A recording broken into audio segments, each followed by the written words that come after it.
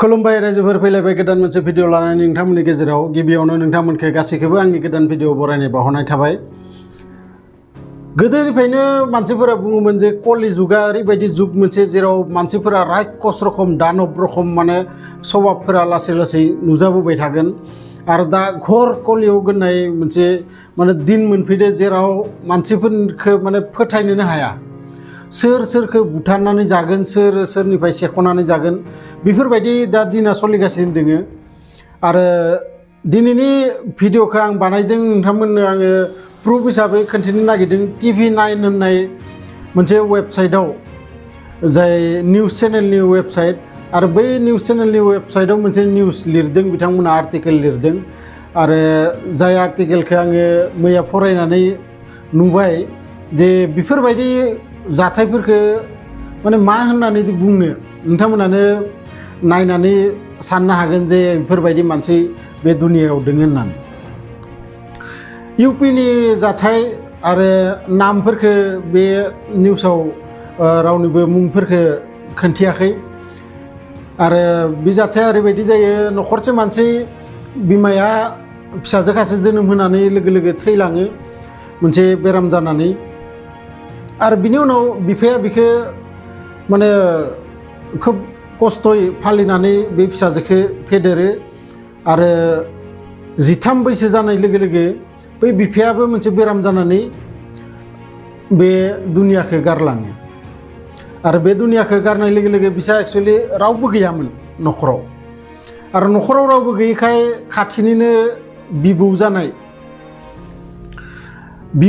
बिबौ सानैबो माने बै गथ'खौ खांनो लाना थाङो गावसानो नायगोन होननानै। नाथाय बोसोरसे जाबायमोन बोसोरसे उनाव नुबाय दे फिसाजोनि माने उदैया गिदिर जागासिनो दोङो उदैया बुनाय बायदि माबा दुख्रांनाय बायदि गिदिर जाबाय थानायखाय बै बिबैया बिखौ डक्टरनाव लानानै थाङो आरो डक्टरनाव लाना थांनाय लोगो लोगो डक्टरा बुङो जे बियो 7 मासनि माने प्रेगनेन्ट जादों आरो बे बाथ्राखौ मिथिनानै बिबैया आसरित मोनबाय आरो आसरित मोननानै सोंबाय बै फिसौजोनाव जे माबोरै बिदि जानो मोनखो नोङो इमान उन्दै बैसोआवनो आरो फिसाजोनिफ्राय गासै बाथ्राफोरखौ सोंख्ल'बाय माबोरै मा जाखो आरो बै फिसौजोआ जेब्ला गावनि गासै घटनाखौ खोन्थायो अब्ला माने डक्टर नार्स बै हस्पिटालाव थानाय गासैबो लोगोसे गावनि बिबैयाबो जायखौ माने भाबिस'हायि सासे फिसौजोखौ बेफोरबायदि खामानि मावदों बै बोराया निजिनिनो बिबौआ। लोगो लोगो डक्टरा पुलिसनो बे बाथ्राखौ जनायो आरो जनायनाय लोगो लोगो पुलिसा बै बिबौखौ लाना थाङो लकआपआव आरो बै बिबौनिफ्राय गासै बाथ्राफोरखौ नंगौना नङा सोङो आरो दा ओरैबायदि जाहैदों गथ'खौ माने एबर्सनबो खालामनो हाया मानोना बिनि बैसोआ जोबोद खम अपारेशन खालामनाय लोगो लोगो गोबां माने थैनि दरखार जायो नोंथांमोना मिथिगो आरो बिनि थाखायनो दा मा खालामगोन मा मागोन डक्टरफोरा माने दद' मद' जादों बिसोरबो नाथाय दा एबर्सन खालामला बेखौ माने डेलिभारि खालामहोथारसिगोन उपाय गैयियाव आरो बिबैया दा बै गथ'खौ लानानै न'आव फैदो आरो न'आव बिदिनो फिसौजोखौ उपाय गैया दा मा खालामनो। नाथाय साननांगौआ ओरैबायदि जे निजिनि सासे बिबौनि सायावबो दिनै फोथायनो हालिया मानसिफोरा गतिके आरो गुबुनफोरखौ मा फोथायनो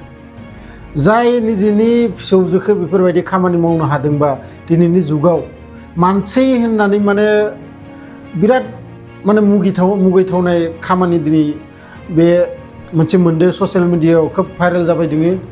नोंथांमोना मोनदोंना मोनाखै मिथिया आरो बिनि थाखायनो आं नोंथांमोनखौ